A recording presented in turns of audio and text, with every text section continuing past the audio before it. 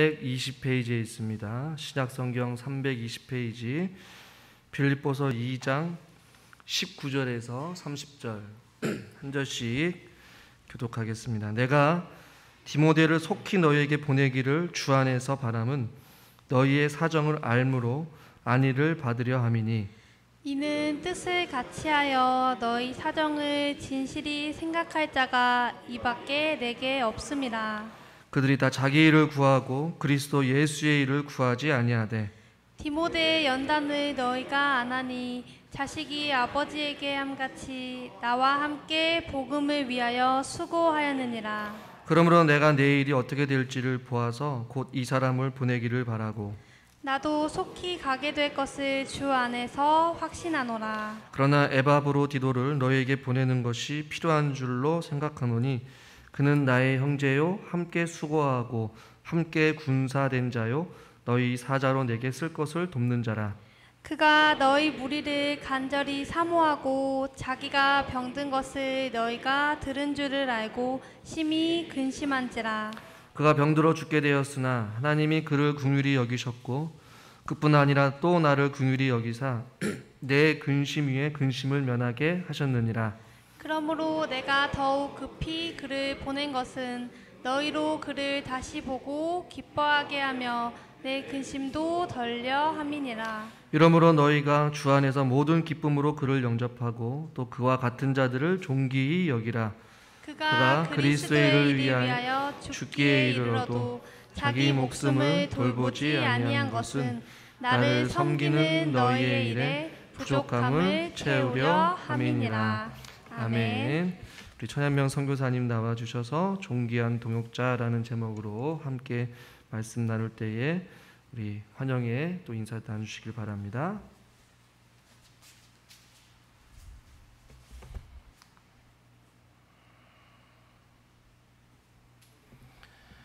안녕하세요. 네, 제가 이 교회에 처음 왔을 때가 기억이 납니다. 제가 아내와 결혼은 한 27년 됐는데 아내의 고향 교회인 이 교회를 처음 방문했던 것이 머릿속에 막 떠오르고 감정이 새롭게 생겼어요. 그때 형님이셨고 우리 젊으셨던 장로님 많이 권사님 계신데 지금까지도 함께 이렇게 교회를 지키고 계신 것 보면서 참 마음이 감사하고 또 좀 뭉클한 것이 있습니다. 제가 이제 선교사로 나가게 된 지난 한 9년 동안 이 북추천 교회가 저에게 귀한 물질로 동역을 해주셨고 또 저희 사역을 기억하시면서 새벽마다 또 기회가 되는 때마다 기도하면서 동역해 주신 것 머리에 그리고 제 가슴에 깊이 남아 감사를 드립니다. 제가 중국 선교를 생각하고 처음 나갈 때는 이런 심정이었어요. 이미 중국 교회가 많이 부흥을 했고 또 중국 선교사가 서양에 있는 미국 선교사 같은 경우에는 철수를 할 때였어요. 그래서 중국 선교라는 이 마지막 열차에 그것도 맨 뒷칸에 뛰어오르는 심정으로 중국 선교를 출발했었습니다. 그럼에도 불구하고 하나님 왜 저를 중국으로 보내십니까? 했을 때 하나님께서 제게 이런 마음을 주셨었어요. 중국이 이제 곧 더 발전하고 또 성장하고 도시화가 되면서 교회가 세속화되고 많은 청년들이 교회를 떠날 것이다 라고 하나님이 그 마음을 주셨어요. 중국 교회도 가보면 삼자 교회에는 저희 이 북전천교회나 이 시골에 있는 교회처럼 어르신들만 많아요. 저보다 어린 사람들 찾기 어렵습니다. 중국 교회의 소망, 젊은이들을 얼마나 주님 앞에 세우는가 중요한 것을 제게 그때 마음을 주셨고 저는 지난 중국 선교를 떠나기 전에 10년, 15년 동안 청년 사역을 했었죠. 캠퍼스에서. 그래서 그 마음, 그래서 중국에서도 청년을 세우고 미래의 지도자를 세워야 한다는 마음을 주셔서 중국 선교를 떠났던 기억이 납니다. 저의 중국 선교는 프로젝트 선교도 아니고 긍휼이나 구제 사역도 아니고 오직 젊은이들 교회 그리고 미래의 하나님 앞에 일꾼을 세우는 이 사람 세우는 것을 목적으로 갔기 때문에 제 사역은 그렇게 눈에 띄지는 않았어요. 그러나 그 시간을 하나님께서 받아주셔서 또 긴 시간을 사역할 수 있었고 또 교회가 잘 든든히 세워질 수 있었던 것은 참 감사합니다. 그런데 이 감사한 일에 이 북추천교회가 빠질 수가 없습니다. 아마 중국의 제 사역의 열매의 지분이 있다면 북추천교회 지분이 꽤 있을 거예요. 여러분 천국 가셔가지고 너 선교에 대해서 뭐 했냐 그러면 우리 교회 선교사들을 위해서 기도하고 헌금하고 후원했습니다. 그러면 하나님이 잘했다라고 칭찬해 주실 거예요. 왜냐하면 여러분의 기도가 있었기 때문에 제가 그 일을 할 수 있었던 거죠.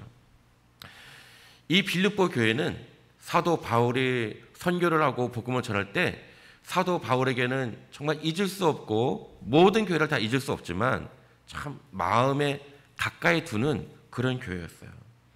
바울은 여러 교회를 사역했는데 바울을 비난하는 교회도 있었습니다. 고린도 교회가 대표적이죠. 왜 고린도 교회는 상업이 발달했어요. 무역이 발달했고 돈이 많은 사람도 있었고 당연히 권력이 가진 사람도 있었고 많이 배운 사람도 있었을 겁니다.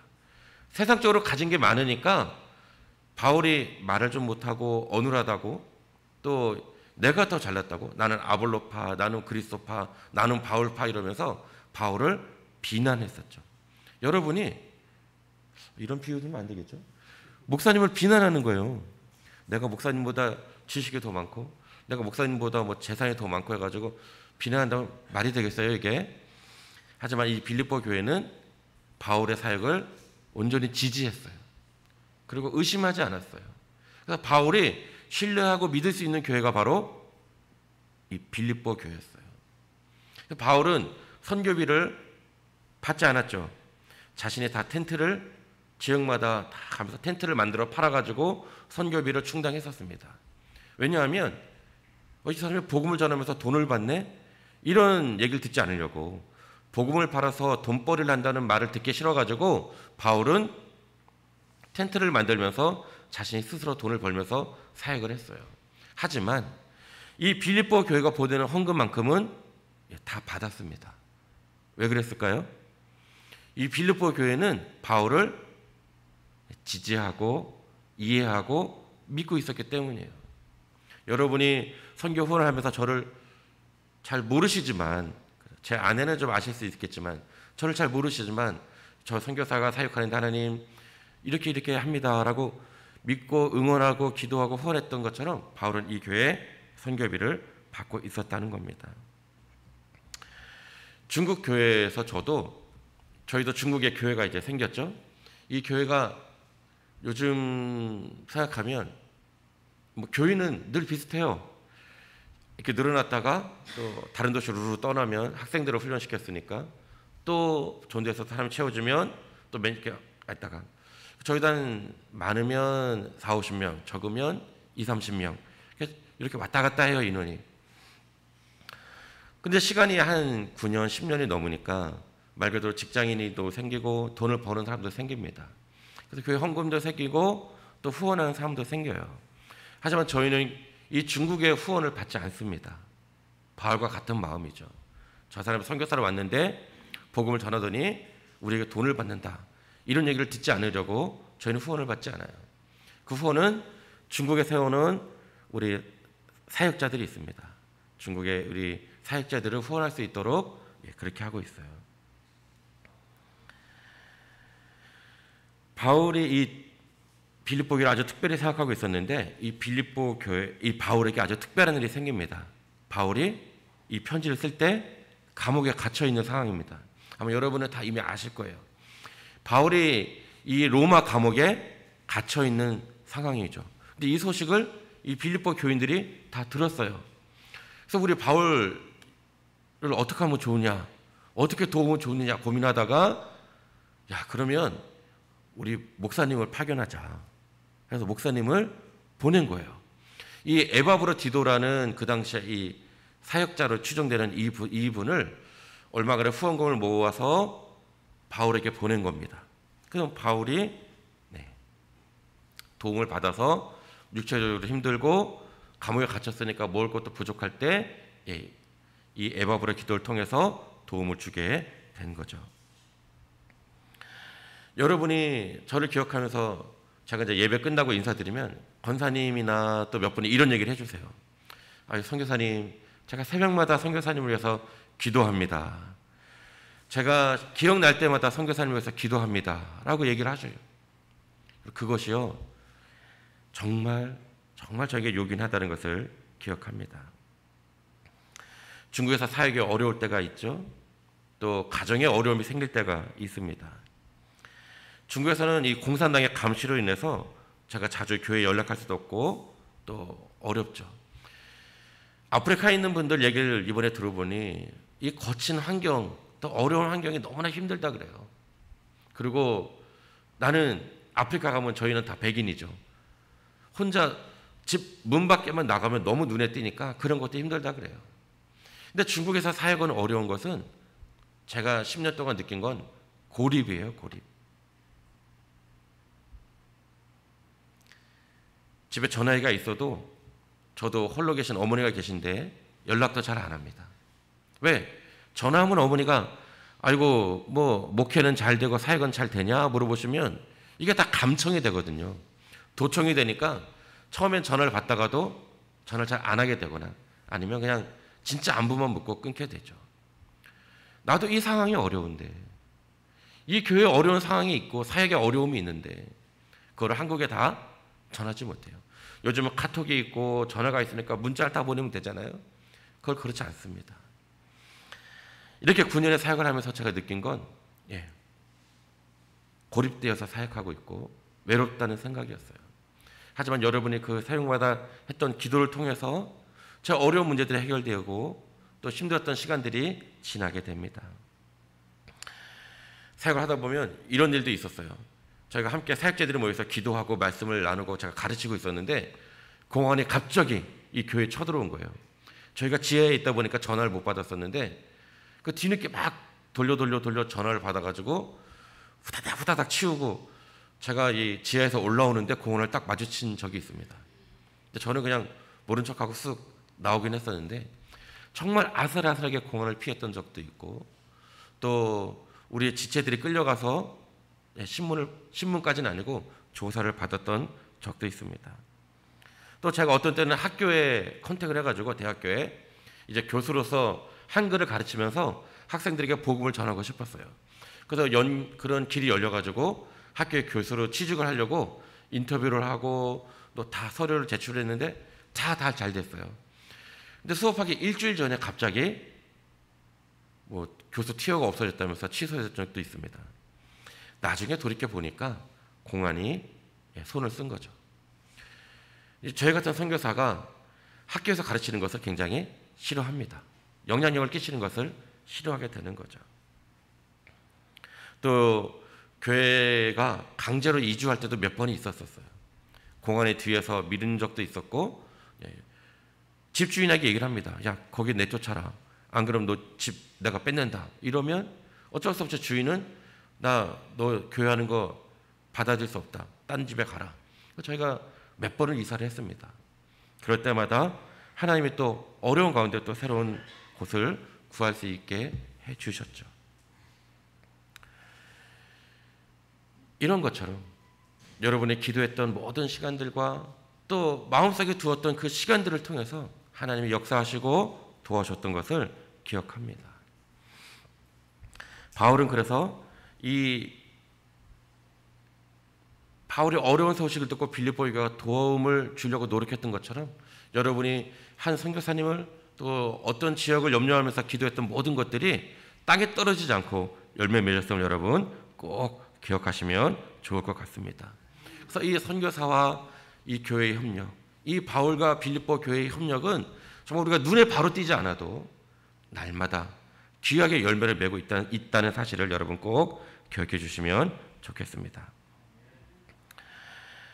두 번째 말씀드리고 싶은 것은 마음을 같이 하는 동역자가 우리에게 있다라는 사실을 말씀드리고 싶어요. 바울은 에바브로 디도가 와서 이 교회 소식을 듣습니다. 교회에는 크게 두 가지의 문제가 있었던 것 같아요. 하나는 공동체의 분열입니다. 유대계와 순교계라고 하는 두 여성 지도자가 되어 나오죠. 유오디아와 순두계라는 우리 두 여성 지도자가 4장 2절에 나옵니다. 아마 이분들이 교회의 중요한 일꾼이었던 것 같아요. 근데 이분들이 다툼이 있거나 의견이 맞지 않거나 문제가 생긴 거죠. 또 하나는 이단이 들어온 거예요. 유대교를 지향하는 이단이 들어와서 복음을 받아들인 이 사람들에게 할례도 받아야 된다, 또 율법을 행해야 된다, 이렇게 가르치면서 다시 이 사람들 다시는 아니죠. 유대교로 돌아오도록 이단이 들어온 거예요. 그래서 바울은 거기에 대한 서신을 씁니다. 그것이 바로 이 빌립보서죠. 거기에 어떻게 대응하라고 말한 것이 이 빌립보서예요. 그래서 바울은 이 빌립보서를 써서 빨리 교회에 주고 싶었어요. 19절에 보시면 내가 디모데를 속히 너희에게 보내기를 주 안에서 바람은, 빨리 보내고 싶었어요. 근데 여러분, 예전에 우체국이 있었을까요? 정부는 있었는지 모르겠지만 그 당시에 일반인은 이런 우편을 이용할 수가 없었죠. 편지를 써서 이렇게 두루마리를 가지면 그 두루마리를 들고 어떻게 해야 돼요? 빌립보 교회를 가야 되죠. 바울은 로마, 지금 이탈리아죠. 그리고 이 빌립보 교회는 지금의 그리스에 있어요. 사람이 걸어가야 되는데 1800km가 넘습니다. 여기에서 춘천에서 부산까지가 고속도로로 436km라 그래요. 걸어서 얼마나 걸릴까요? 석 달? 이 거리를, 이 편지를 들고 가야 되는 거예요. 누가 갈까요? 가기 싫죠. 그 험난한, 그냥 가는 게 아니라 산도 넘고 강도 넘고 바다도 넘어야 되는데 이 길을 가기 힘들었을 겁니다. 또 갔다가 온다면 몇 달이 소요될 수 있겠죠. 아무도 가고 싶지 않았을 거예요. 그런데 누가 보내요? 디모데가 가기를 기뻐하고 있다라는 것입니다. 이 디모데는 어떤 사람인가요? 20절에 보시면, 19절에 보시면 후반절이죠. 너희 사정을 알므로 아내를 받으려 함이니. 다시 읽어볼게요. 19절을. 내가 디모데를 속히 너에게 보내기를 주 안에서 바람은 너희의 사정을 알므로 아내를 받으려 함이니.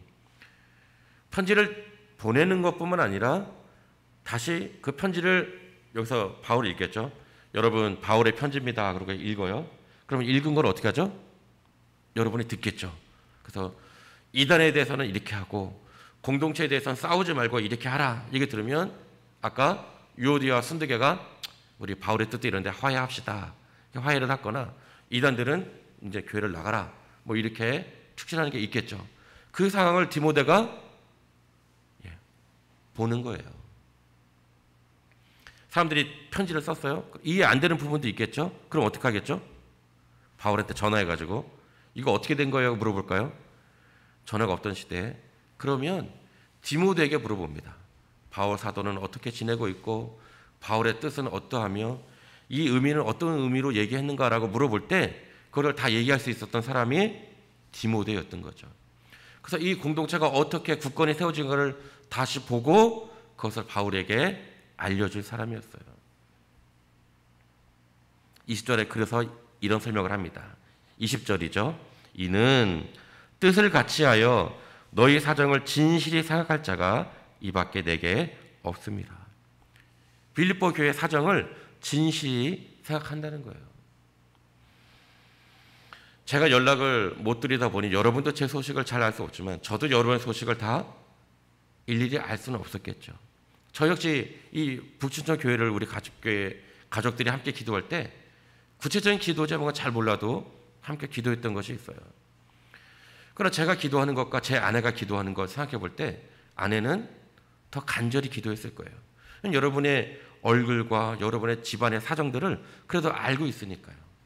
어느 권사님이 아프실 때 또 누가 어떤 소식을 들으면 저는 빨리 나셔야 되는데 기도하지만 아내는 우리 권사님 어떡하지? 이렇게 기도했겠죠. 바울은 20절에 얘기합니다. 너희 사정을 진실히 생각할 자. 나 바울이 여러분의 교회를 염려하는 것 같이 진실히 생각할 자가 디모데라고 얘기를 해주고 있는 겁니다. 이 디모데가 왜 이럴 수 있었을까? 그것이 21절에 나옵니다. 21절에 보시면 그들이 다 자기 일을 구하고 그리스도 예수의 일을 구하지 아니하되 22절이죠. 디모데 연단을 안 하니 자식이 아버지에게 함같이 나와 함께 복음을 위하여 수고하였느니라.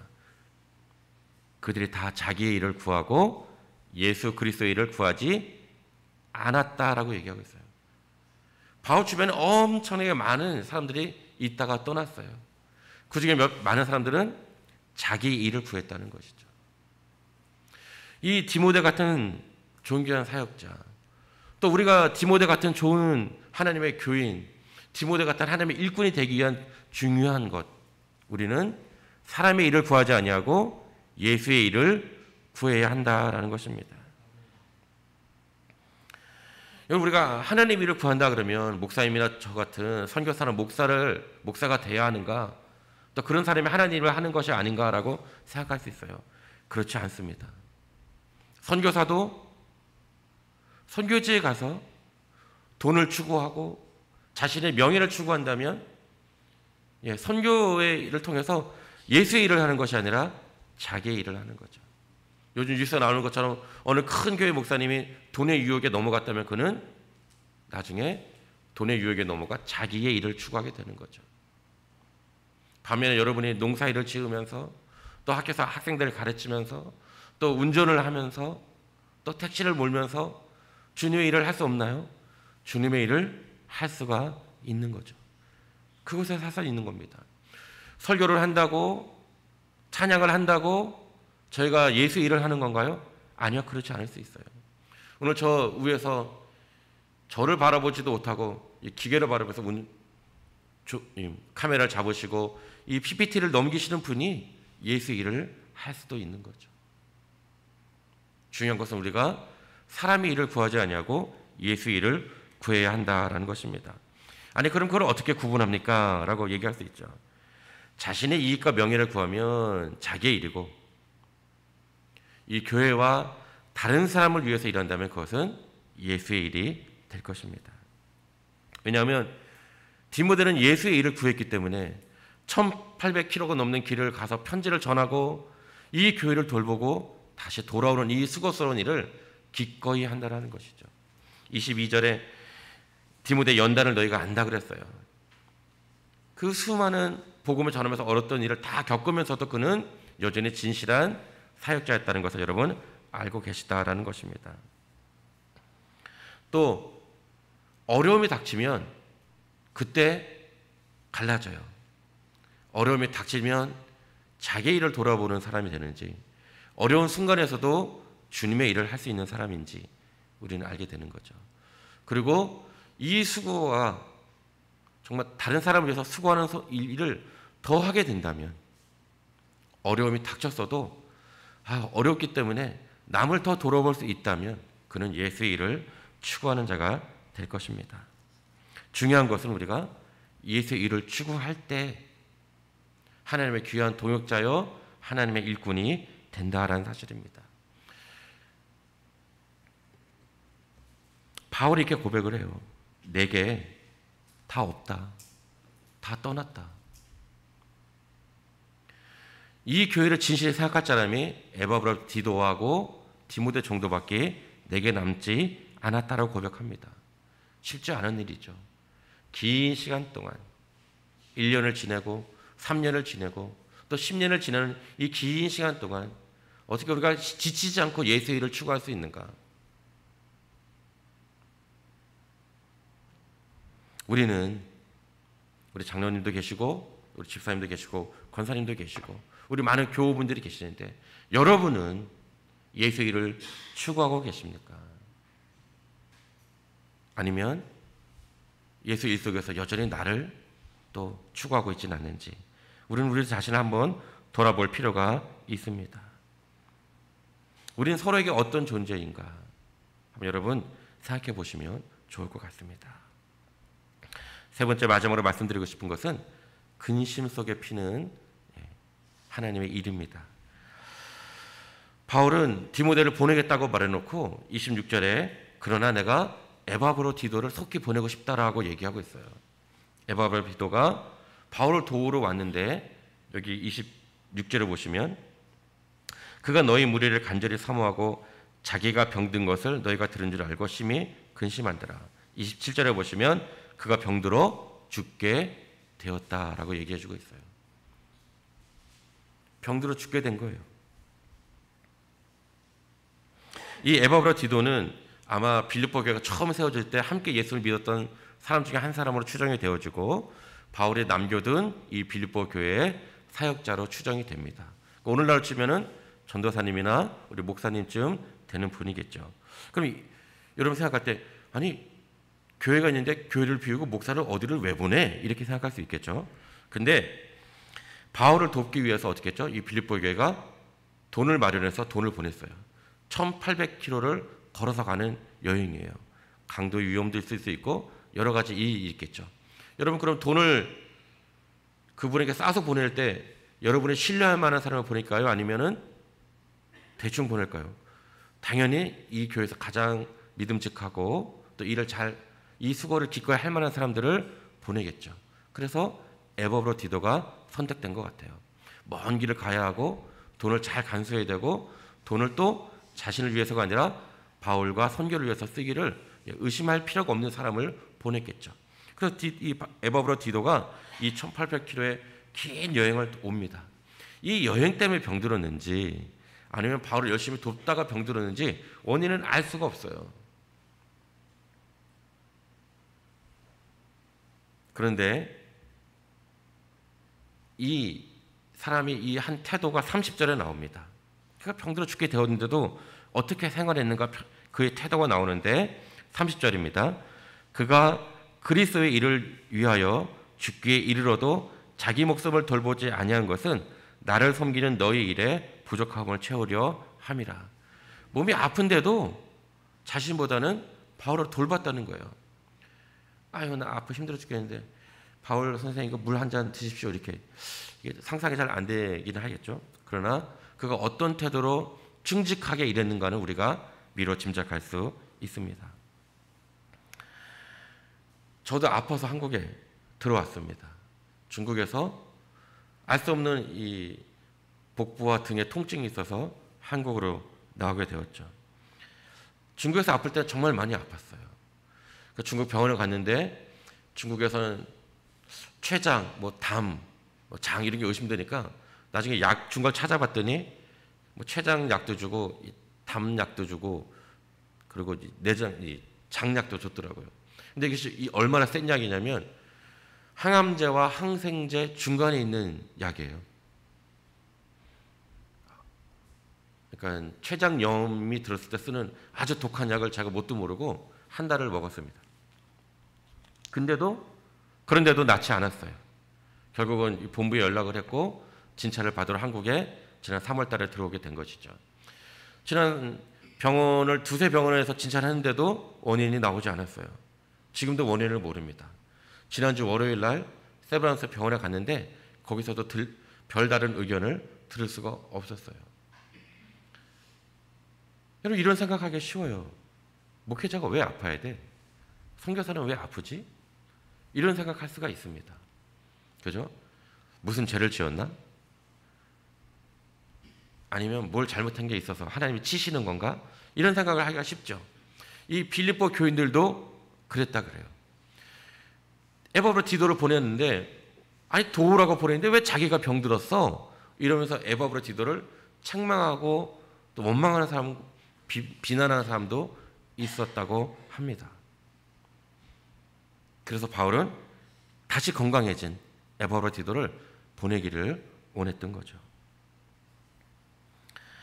어떤 분은 이렇게 얘기해 주세요. 9년 동안 이 공안의 감시 속에서 제가 계속 스트레스를 받아왔으니까 그 장기간의 스트레스 때문에 아픈 것이 아니냐라고 얘기해 줍니다.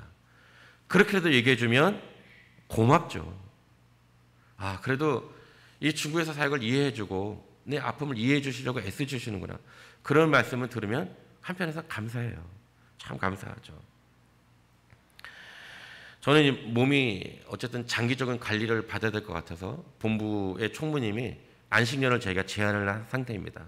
그래서 안식년 신청서를 저에게 주셨어요.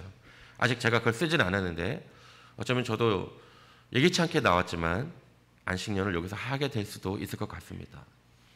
제가 안식년을 하게 되면 저는 편안하지만 아파가지고 갑자기 떠나고 비자가 만료되어가지고 갑자기 아내도 한국에 들어와 버려서 중국에 있는 우리 동역자들은 좀 횡할 거예요.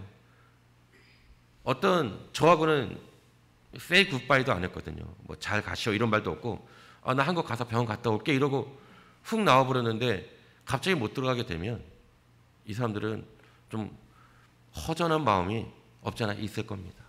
저도 기회가 되면 아내도 그렇고 저도 들어가고 싶어요. 그러나 이 상태로 가는 것보다는 한번 치료를 받거나 몸을 좀 재준비하는 것이 필요하다는 생각에 안식년 신청서를 지금 받아든 상태입니다.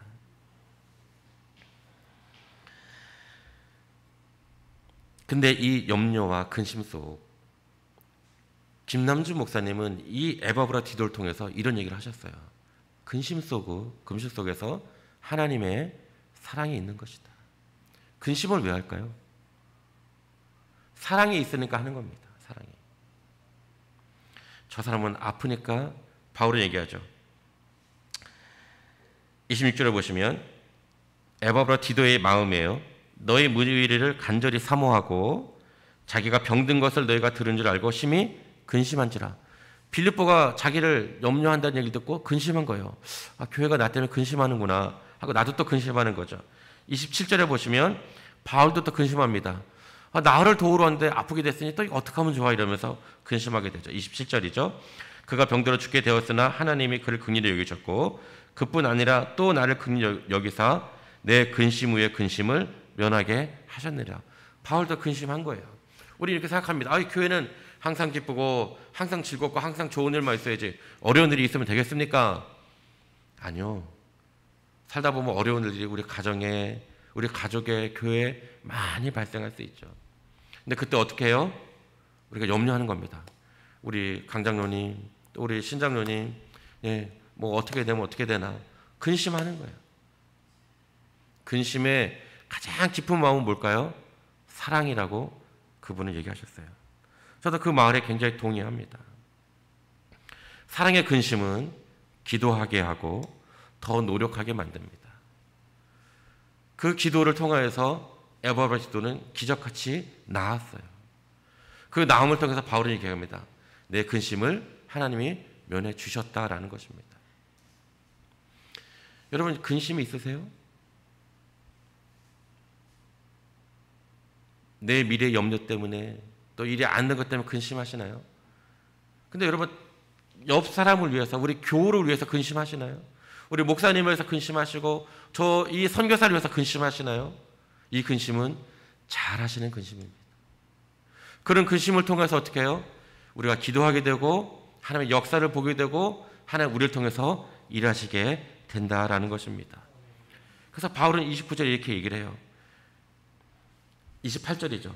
그래서 그러므로 내가 더 급히 에바브라 디도를 여러분에게 보내고 싶습니다.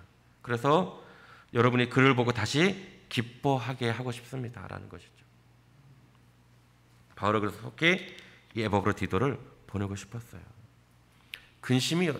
사랑의 근심이 없다면 원망, 욕, 불평 그리고 무심함이 우리 교회에 있게 되죠. 아니 왜 교회는 이렇게 이건 왜 저렇게 했어? 다 마음에 안 들어. 혹은 이 불평이 지나치면 어떻게 되죠? 무심하게 되죠. 그래 너는 그렇게 해라. 난 신경도 안 쓰고 너네가 이렇게 되든지 저렇게 되든지 나는 모르겠다. 무심하게 된다는 거죠. 오늘 이 에바브라 디도와 빌립보 교회와 이 바울에 있어서 약간의 갈등은 있을 수 있고 의심은 있을 수 있고 소문은 돌 수 있어요. 그럼에도 불구하고 우리가 하나님 앞에 하는 근심을 통해서 주 앞에 기도를 하게 된다면 하나님 이 문제를 당신의 뜻대로 이루어 주신다라는 것입니다. 우리에게 있는 모두는 서로에게 존귀한 동역자들입니다. 여러분 곁에 누가 계십니까? 저 이런 거 싫어해요. 뭐 좌우에 여러분 얼굴을 바라보세요. 뭐 이런 거 싫어하는데 여러분 옆에 누가 계신지 여러분 잘 알고 계십니다. 우리 곁에 있는 이들이 존귀한 동역자입니다. 이 교회에 함께하는 우리 목사님과 우리 장로님과 권사님과 우리 모든 교우들이 우리의 귀한 동역자들입니다. 비록 갈등도 생기고 일하는 방식도 다르고 부딪히기도 하지만 우리 곁에 아무도 없다면 남루하고 쓸쓸한 공동체가 되게 될 것이죠. 하나님은 그렇지 않게 우리를 세워주셨다라는 것입니다. 그래서 바울이 이 30절에 얘기했던 것처럼 어떻게 해요? 29절에 얘기했던 것처럼 이와 같은 자들을 존귀히 여기라. 우리가 서로를 존귀히 여기며 우리 목사님과 또 우리 교우들 서로 존귀히 여기면서 우리 공동체를 세워갈 필요가 있다라는 것입니다. 차 타고 오면서 아내가 이런 말을 했어요. 원고에 없는 얘기를 잘 안 하는데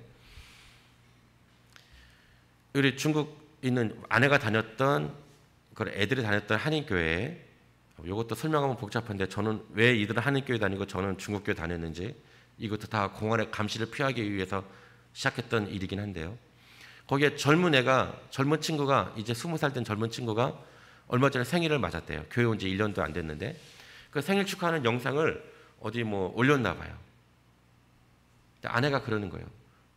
난징으로 돌아가고 싶다는 거예요. 왜? 그랬더니 여기는 나한테 아무도 없잖아. 우리 생일을 기억해주고 옆에서 축하해주고 뭔가 옆에서 부산하게 이렇게 했던 사람들이 여기엔 없는 거예요. 제가 10년을 살면서 이제 그런 사람들이 중국에 있게 된 거죠. 그래서 제가 아니야, 이제 그런 것도 익숙해져야 돼.